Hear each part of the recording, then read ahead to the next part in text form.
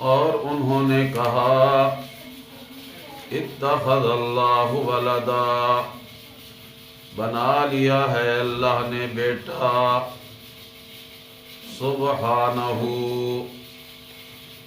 وہ بیٹوں سے پاک ہے،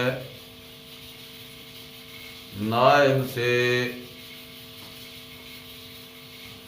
اللہ پاک ہے۔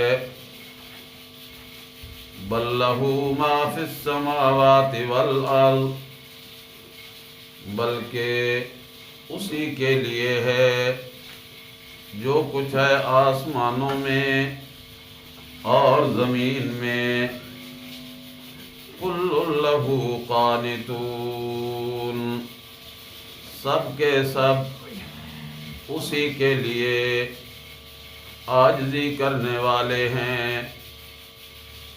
بدیع السماوات والارض، نئے سرے سے بنانے والا ہے آسمانوں کا اور زمین کا۔ وَإِذَا قَضَىٰ أَمْرًا، جب اس نے فیصلہ کیا کسی کام کا، فَإِنَّمَا يَقُولُ لَهُ كُن، پس بے شک وہ اس کے لیے کہتا ہے ہو جا، فَيَكُونُ، پس وہ کام ہو جاتا ہے۔ وَقَالَ الَّذِينَ لَا يَعْلَمُونَ، اور کہا ان لوگوں نے جن کو علم نہیں ہے، جاہل ہیں، لولا یکلمنا اللہ، کیوں نہیں کلام کرتا ہمارے ساتھ اللہ، او تأتینا آیہ، یا کیوں نہیں آتی ہمارے پاس کوئی نشانی۔ کذالک قال الذین من قبلہم مثل قولہم، اسی طرح کہا ان لوگوں نے جو ان سے پہلے گزرے، ان کی بات کی طرح، تشابہت قلوبہم، ملتے جلتے ہیں دل ان کے، جیسے ان کے دلوں میں وساوس، غلط خیالات آتے، اسی طرح ان کے دل میں بھی غلط خیالات آتے ہیں۔ قد بینا الآیات لقوم یوقنون، تحقیق ہم نے بیان کی اپنی قدرت کی نشانیاں اس قوم کے لیے جو یقین رکھنے والی ہے۔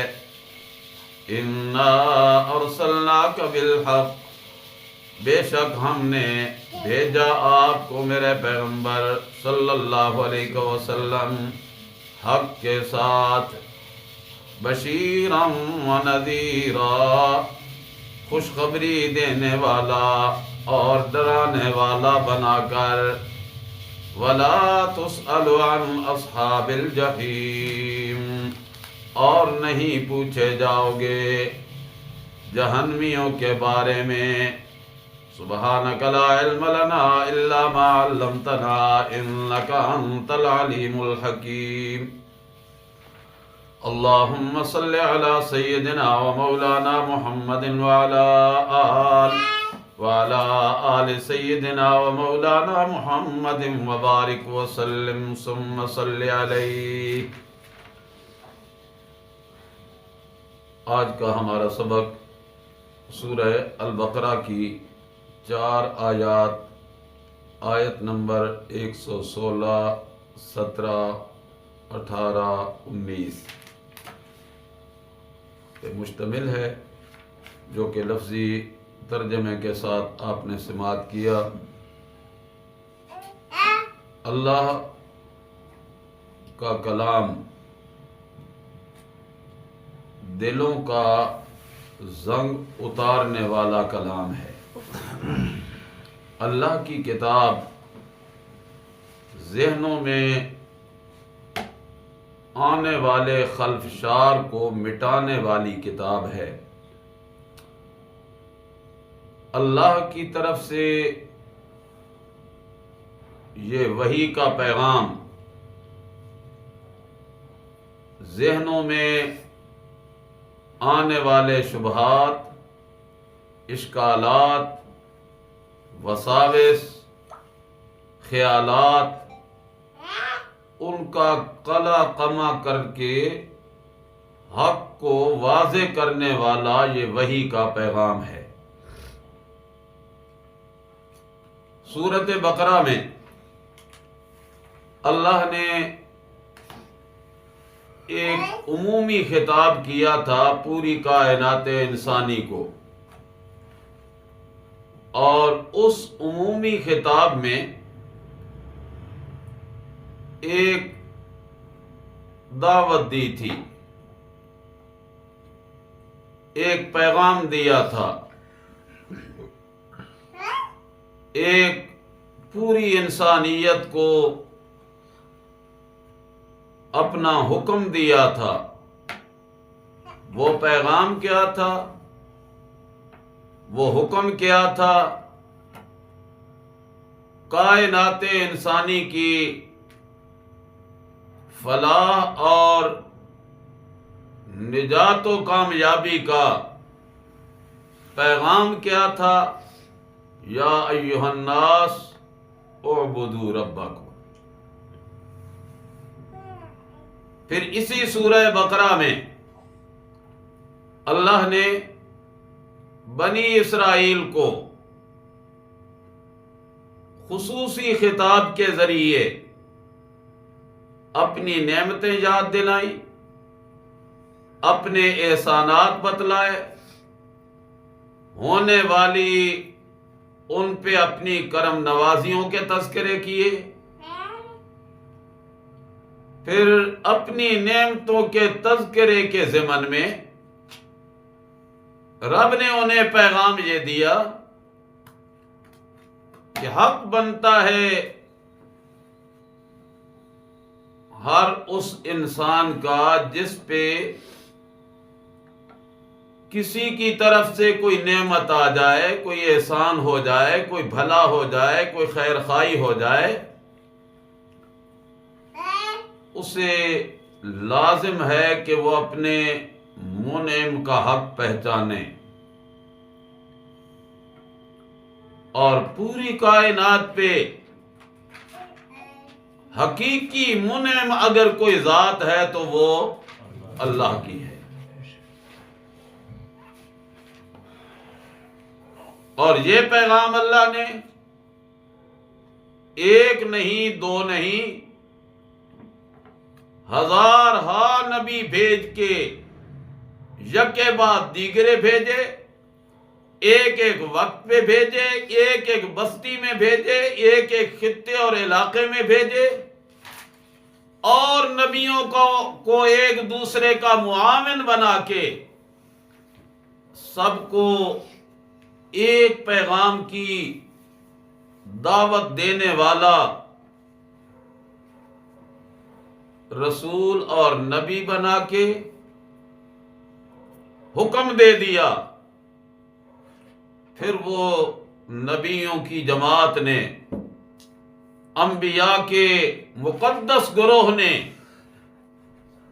اللہ کا پیغام بندوں تک پہنچانے میں کوئی کمی نہیں کی۔ اس جملے پہ ذرا غور کرنا ہوگا۔ اللہ کے نبیوں نے اللہ کے بندوں تک اللہ کا پیغام پہنچانے میں کوئی کوتاہی نہیں کی۔ نتیجہ کیا نکلا اس بات کا کہ اللہ نے جتنے نبی بھیجے، چاہے وہ مستقلاً کوئی شریعت اسے دی، کتاب اسے دی، صحیفہ اسے دیا، یا کسی صاحب شریعت نبی کی شریعت کی اتباع میں کام کرنے کا اسے حکم دیا، لیکن یہ بات ایک اٹل حقیقت ہے کہ ہر نبی نے اللہ کے پیغام پہنچانے میں کوئی کمی نہیں چھوڑی۔ نتیجہ کیا نکلا کہ اللہ کا ہر نبی دنیا سے جب گیا کیا ہوا؟ دنیا سے جب گیا تو کامیاب ہو کے گیا. ایک نبی بھی ایسا نہیں گیا کہ جس کے متعلق کو یہ شائبہ تک کیا جا سکے کہ وہ اس پیغام کے پہنچانے میں اس سے کوئی کمی رہ گئی، کوتاہی ہو گئی. اگر کسی کے ذہن میں ایسا خیال تک آنے لگ جائے، دل میں شبہ پڑنے لگ جائے، بس دل میں آیا خیال، دل میں آیا شبہ، دل میں آیا وسوسہ، اگر وہ ایماندار ہے تو ایمان رخصت ہو جاتا ہے. تو پھر کتنا بد نصیب ہے وہ طائفہ جنہوں نے یہ دعویٰ کیا کہ اللہ نے نبی تو بھیجے مگر وہ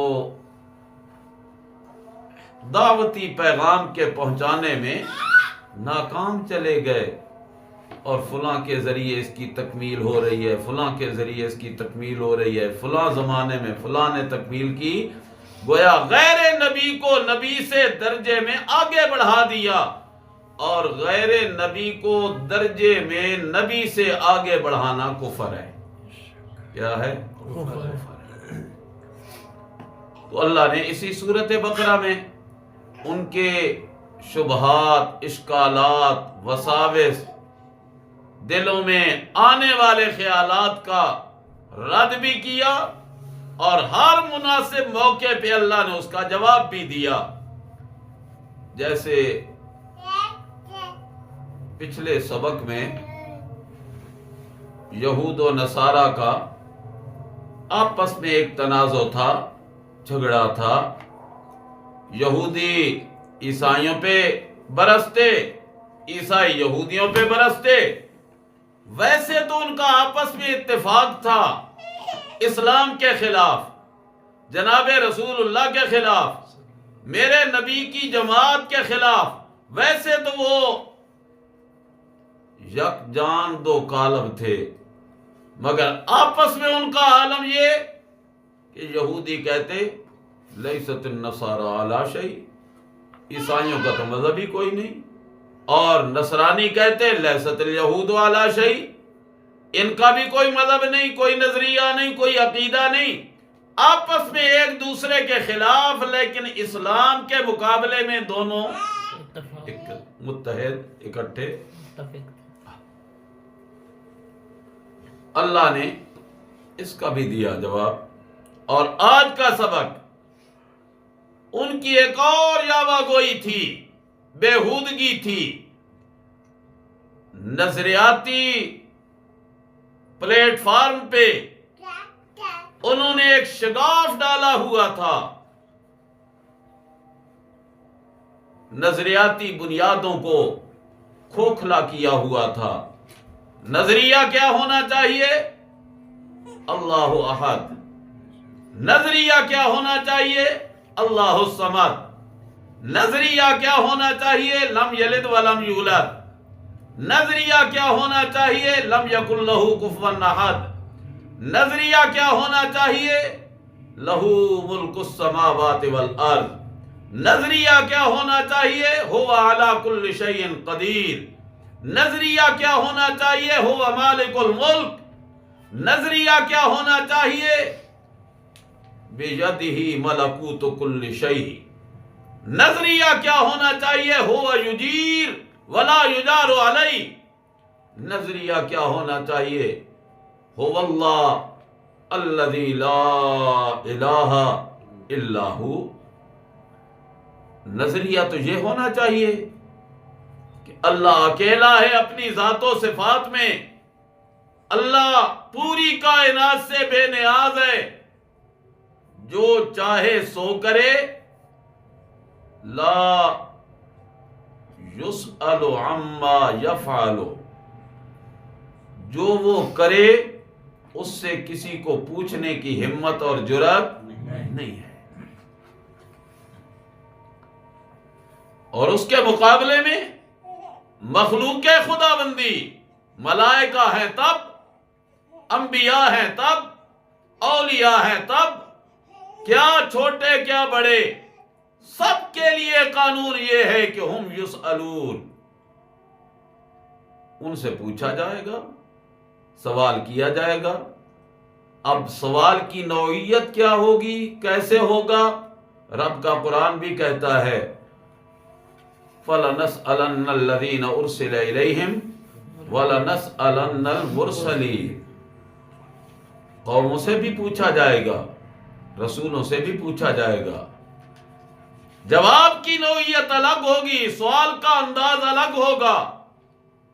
امت سے کیسے پوچھا جائے گا، اس کی نوعیت الگ ہے۔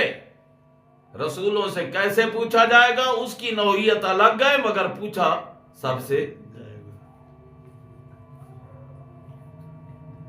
نظریہ تو یہ ہونا چاہیے کہ ہر چیز پہ متصرف، ہر چیز پہ قادر، ہر چیز پہ کنٹرولر، ہر چیز کی پاور اپنے ہاتھ میں رکھنے والا ہے تو صرف اللہ ہے، اور اللہ کی ان صفتوں میں، اللہ کی ان عادات میں، اللہ کے ان کمالات میں، اللہ کی ان اوصاف جلیلہ و جمیلہ میں کائنات کا کوئی فرد، کیا چھوٹا کیا بڑا، کیا نبی کیا ولی، کیا جن کیا فرشتہ، کوئی بھی اللہ کا ساجی اور شریک نہیں۔ ولیوں کی ولایت پر حق، نبیوں کی نبوت پر حق، ملائکہ کی ملکوتی صفات پر حق، لیکن اللہ اپنی معبودیت اور الوہیت میں سارے شریکوں سے پاک ہے۔ ہونا تو یہ چاہیے، لیکن انہوں نے کیا کیا؟ کہنا شروع کر دیا اتخذ اللہ ولدا، اللہ نے اپنا بیٹا بنا لیا۔ یہودیوں نے نسبت کی حضرت عزیر کی اللہ کے ساتھ، عیسائیوں نے نسبت کی حضرت مسیح کی اللہ کے ساتھ، مکے والے مشرکین نے، بتوں کے پجاریوں نے اولیاء اللہ کے مجسمے بنا بنا کر ان میں حلول والا عقیدہ اپنانے والوں نے، ان میں اعادہ روح والی بات ماننے والوں نے کیا کہنا شروع کر دیا تھا؟ جعل الملائکۃ اناسا، انہوں نے اللہ کے فرشتوں کو اللہ کی بیٹیاں بنانا شروع کر دیا، ماننا شروع کر دیا۔ قالوا اتخذ اللہ ولدا، انہوں نے کہا، یہودیت کی دنیا بھی، عیسائیت کی دنیا بھی، مکے والے شرک کے رسیا اور بتوں کے پجاری بھی، اللہ کے ولیوں کی عبادت کرنے والے، ان کے نام کے نذرانے دینے والے، ان کے سامنے اپنے مال کو پیش کرنے والے، ان کے سامنے اپنی جبینوں کو جھکانے والے، شکر کرو کہ اب نہیں رہا ایسا معاملہ۔ انا للہ و انا الیہ، انہوں نے مجسمے بنائے، کھڑے کر دیے، اور آج مجسموں کو زیر زمین دفن کرنے کے بعد وہی عقیدہ رکھنا لگ گئے، وہی نظریہ اپنانے لگ گئے۔ روح بھی ان کے اندر آ جاتی ہے، جب ہم یہاں پہ جاتے ہیں، ان کے دربار عالیہ پہ پہنچتے ہیں، یہ ہمیں دیکھتے بھی ہیں، ہماری سنتے بھی ہیں، ہماری مشکلات کو حل کرنے کی قدرت اور طاقت بھی رکھتے ہیں۔ تشابہت قلوبہم، ان کے دل ان کے دلوں کے مشابہ ہو گئے، ان کا نظریہ ان کے نظریے جیسا ہو گیا، جیسے وہ تھے ویسے یہ بن گئے۔ اللہ کریم نے ایک جملے میں جواب دیا، فرمایا سبحانہ، اللہ پاک ہے۔ کس سے؟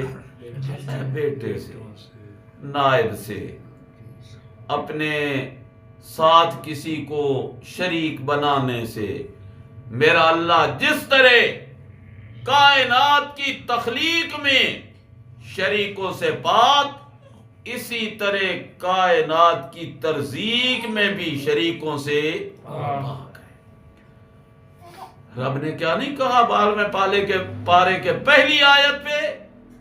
وما من دابۃ فی الارض الا علی اللہ رزقها ویعلم مستقرها ومستودعها کل فی کتاب مبین۔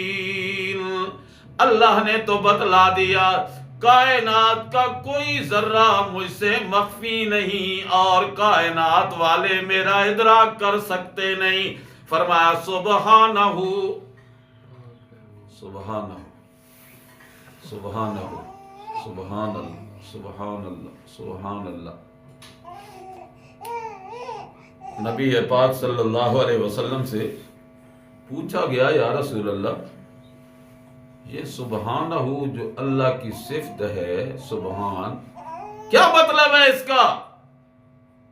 نبی پاک صلی اللہ علیہ وسلم نے فرمایا سبحان اس ذات کو کہتے ہیں جس میں کبھی کوئی کمزوری کوئی عیب نہ پایا جائے۔ بڑا واضح۔ حضرت عبداللہ ابن عباس سے پوچھا گیا اے نبی کے چچا زاد بھائی صلی اللہ علیہ وسلم ورضی اللہ تعالی عنہما، تجھے تو اللہ کے نبی نے دعا دی تھی اللہم علمہ الکتاب، اللہ میرے اس چچا کے بیٹے کو کتاب کا علم دے دے، اور پھر وہ کتاب کوئی کسی دنیا کے مصنف کی نہیں، کسی مؤلف کی نہیں، کسی مورخ کی نہیں، کسی ادیب کی نہیں، کسی فلسفی کی نہیں، کتاب بھی اللہ کی بھیجی ہوئی، جس کتاب کے بھیجنے کے ساتھ ہی میرے رب نے کہہ دیا تھا لا یأتیہ الباطل من بین یدیہ ولا من خلفہ تنزیل من حکیم حمید۔ یہ وہ کتاب ہے نہ اس کے آگے سے باطل کا امکان، نہ پیچھے سے کسی کے حملہ کرنے کا امکان، اس لیے کہ جو لے کے آیا ذو القوت المتین، بڑی قوت والا ہے، مضبوط قوت والا ہے، جس کو 600 پر رب نے دیے اور ایک پر میں اتنی طاقت کہ پوری بستی کو زمین سے اٹھایا اور الٹا پٹک دیا، اور پھر ہے بھی ایسا کہ جس کی صرف تو میرے رب نے خود عرش سے بیان کر کے بتلائی نزل بہ الروح الامین، نزل بہ الروح الامین، بڑا امانت دار ہے۔ آج تو کہنے والوں نے کہہ دیا نا کہ کہیں اور رہا تھا، بھول کے چلا گیا محمد کریم کے پاس۔ انا للہ، یار حد ہوتی ہے، عقیدے کے بطلان کی بھی کوئی انتہا ہوتی ہے۔ اور بھولا تو کبھی ایک دن بھولے، ایک لمحہ بھولے، ایک وقت بھولے، 23 سال بھولا رہا۔ اور یہ نسبت کرتے وقت، زبان سے یہ لغو بات نکالتے وقت، بیہودہ کلمہ بولتے وقت یہ تک بھی نہیں سوچا کہ جو بھیجنے والا تھا 23 سال تک اسے پتہ نہیں چلا تھا کہ میں نے کدھر بھیجا اور یہ کدھر جا رہا ہے۔ انا للہ و انا الیہ راجعون۔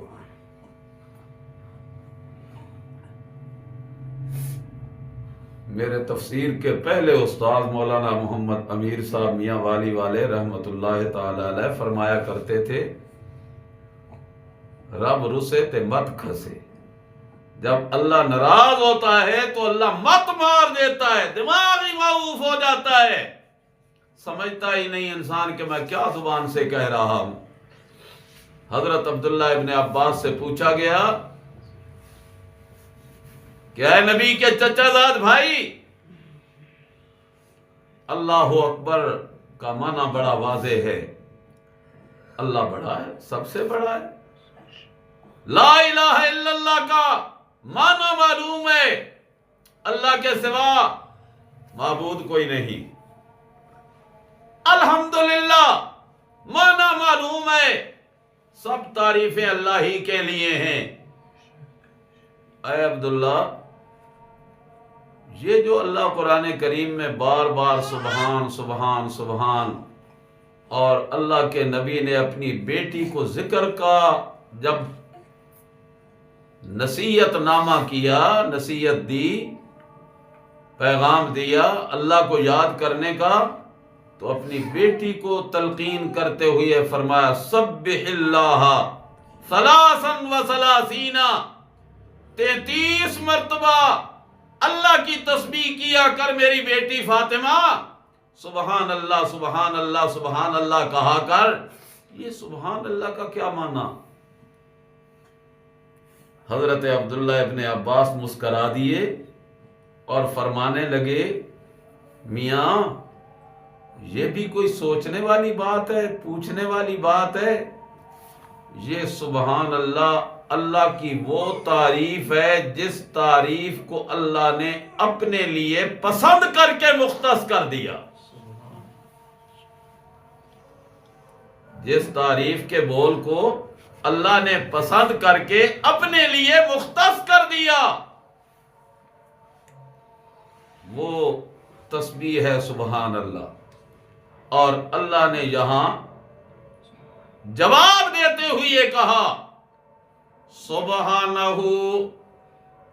او بد نصیبو، اللہ کی طرف اولاد کی نسبت کرنے والوں، اللہ کی طرف نائب ہونے کی نسبت کرنے والوں، کسی نبی کو تم نے اللہ کی طرف منسوب کیا بیٹے کی نسبت سے یا نائب کی نسبت سے، کسی ولی کو منسوب کیا بیٹے کا حوالہ دے کر یا نائب کا حوالہ دے کر یا اللہ کے اختیارات میں شرکت کا حوالہ دے کر، سبحانہ اللہ پاک ہے شریکوں سے، ذاتن بھی پاک، صفاتن بھی پاک، عاداتن بھی پاک، کمالن بھی پاک، بل لہو ما فی السماوات والارض، اللہ کو ضرورت ہی نہیں، اس لیے نہیں کہ کسی کو اپنا ساجی اور شریک بنائے، ساجی اور شریک تو وہ بناتا ہے جس کو خود محتاجی آ جائے، اور اللہ محتاجیوں سے پاک، بل لہو ما فی السماوات والارض، جو کچھ آسمانوں میں ہے وہ بھی اسی کا، جو کچھ زمین میں ہے وہ بھی اسی کا۔ جب سب کچھ اسی کا ہے وَكُلٌّ لَهُ قَانِتُونَ، اور سب کے سب اسی کے سامنے عاجزی کرنے والے ہیں۔ آسمان ہے تو عاجز، آسمان ہے تو عاجز۔ جب اللہ نے زمین و آسمان کو بنایا تو اللہ نے فرمایا ایتیا طوعاً او کرہا، دل مننے یا نہ مننے میرا حکم مننا پڑے گا۔ آسمانوں کو بھی کہا، زمین کو بھی کہا ایتیا طوعاً او کرہا، تو دونوں نے جواب کیا دیا؟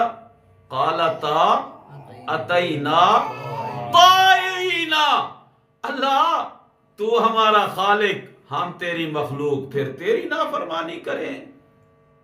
یہ تو انسان کا جگرا ہے نا کہ صبح سے لے کر شام تک، شام سے لے کر صبح تک رب کی بغاوتیں کرتا رہتا ہے، نافرمانیاں کرتا ہے، کان پہ جوں تک نہیں رینگتی، زبان پہ لرزہ تک نہیں آتا، ہاتھوں میں جنبش نہیں آتی، پاؤں میں حرکت نہیں آتی۔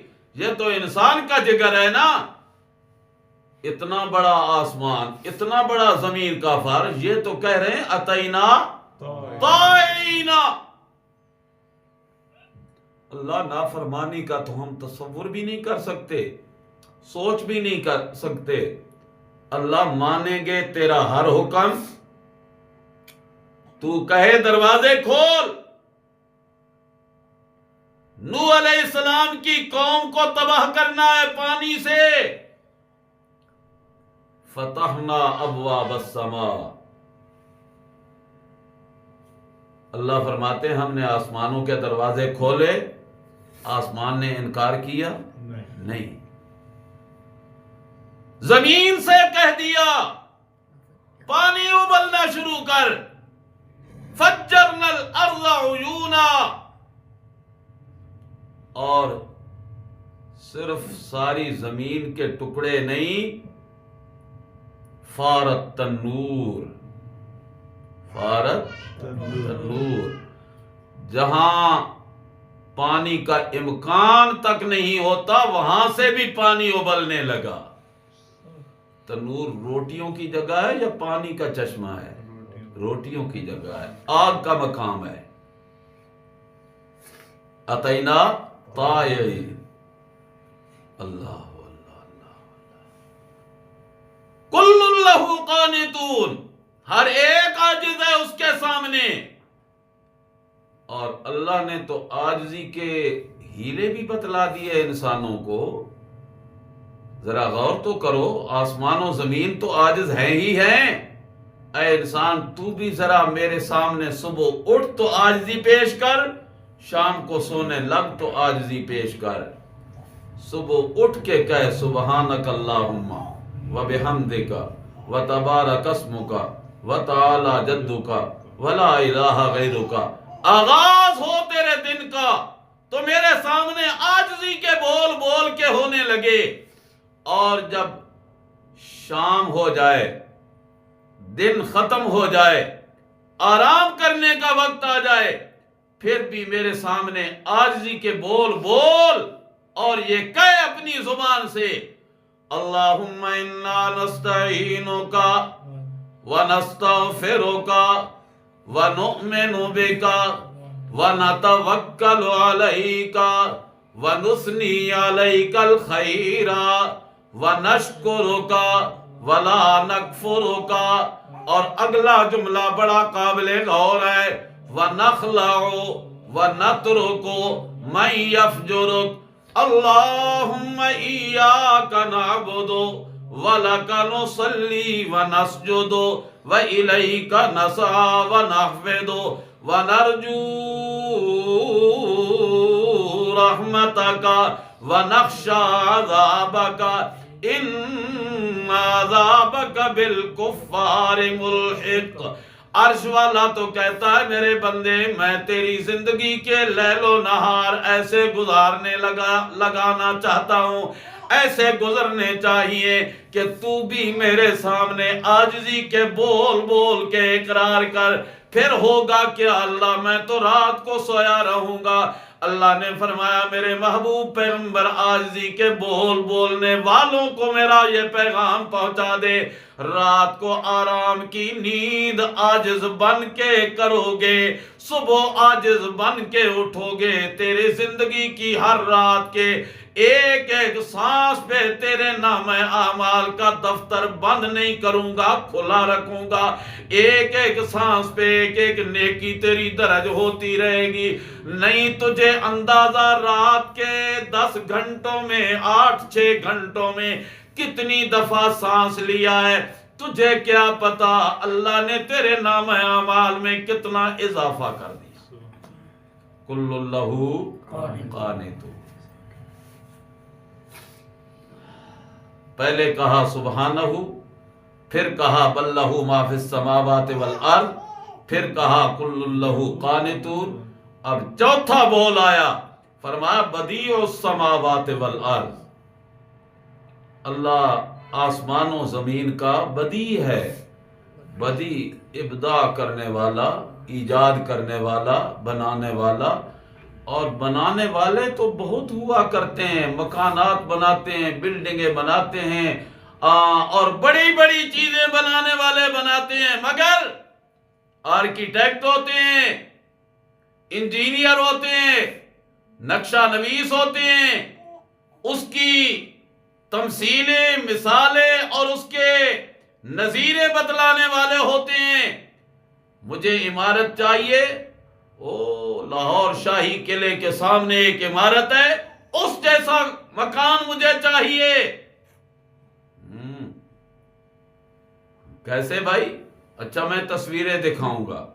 تصویریں سامنے آئیں، اشتباہ پیدا ہو گیا، اس نے کہا گاڑی نکال، جاتے ہیں لاہور، دیکھ کے آتے ہیں، بس ایک نظر دیکھنے کی مجھے ضرورت ہے، پھر میری کاریگری دیکھنا، میں اس جیسا نہ بنا کے دکھا سکا تو ایک پیسہ نہیں لوں گا مزدوری میں۔ پھر بنا کے دکھایا، وہ بھی آشش کر اٹھا، لیکن نقشہ پہلے موجود ہے۔ عرش والا کہتا ہے میرے اور تیری کاریگری میں بڑا واضح فرق ہے. جب تک کہ نقشہ تیرے سامنے نہیں آئے گا، کوئی تصویر تیرے سامنے نہیں آئے گی، تمثیل تیرے سامنے نہیں آئے گی، نظیر تیرے سامنے نہیں آئے گی، تیرا ہاتھ نہیں چلتا. اور میں اللہ نے بغیر نقشے، بغیر نظیر اور بغیر تمثیل کے اتنا بڑا آسمان بنا دیا، اور پھر ایک نہیں تہ بتہ 7 بنا دیے. اتنا بڑا زمین کا فرش بچھا دیا، اور پھر وہ فرش بھی ایک جگہ پہ نہیں، پانی کے مختلف خزانوں کے درمیان ٹاپو بنا دیے، زمین کے خشک حصے بنا دیے. پھر بتانے والے تجھے بتاتے ہیں کہ یہ بر اعظم افریقہ ہے، یہ بر اعظم ایشیا ہے، یہ انٹارکٹا کے پتہ نہیں کیا بلا ہے، یہ فلاں ہے، یہ فلاں ہے، یہ فلاں ہے. عرش والا کہتا ہے ذرا ان بر اعظموں کے تذکرے تو پڑھتا ہے، سنتا ہے، سمجھتا ہے، ذرا مجھے بھی سمجھ لے کہ یہ بنانے والا کون ہے. بدیع السماوات والارض. اور تیرے بنانے میں تو 6 مہینے لگ گئے، سال ہا سال لگ گئے، مدتیں صرف ہو گئیں. اور میرے بنانے میں کتنا وقت لگا؟ اذا قضا امرا فانما يقول له كن فيكون. میں جب کسی کام کے کرنے کا ارادہ کرتا ہوں، فیصلہ کرتا ہوں، اسے کہتا ہوں کن. یہ بھی ہمیں سمجھانے کے لیے، وگرنہ اللہ کن کا محتاج نہیں ہے. اللہ کن کا محتاج نہیں ہے. میرے سامعین، اللہ کن کا محتاج نہیں ہے. اذا قضا امرا فانما يقول له كن فيكون. اللہ جب کسی کام کے کرنے کا ارادہ کرتا ہے، اس ارادے کا اظہار کسی کے سامنے نہیں، فیکون، وہ کام ہو ہی جاتا ہے.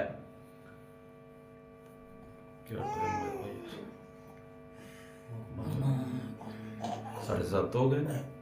چلو آج کا سبق یہیں پہ روکتے ہیں. وقال الذین لا یعلمون سے انشاءاللہ اگلا سبق چلے گا. اللہ ہمیں قرآن حکیم کی حقیقتوں سے باخبر رہ کر اپنے عقائد و نظریات اور اپنے اعمال کی اصلاح کی توفیق عطا فرمائے.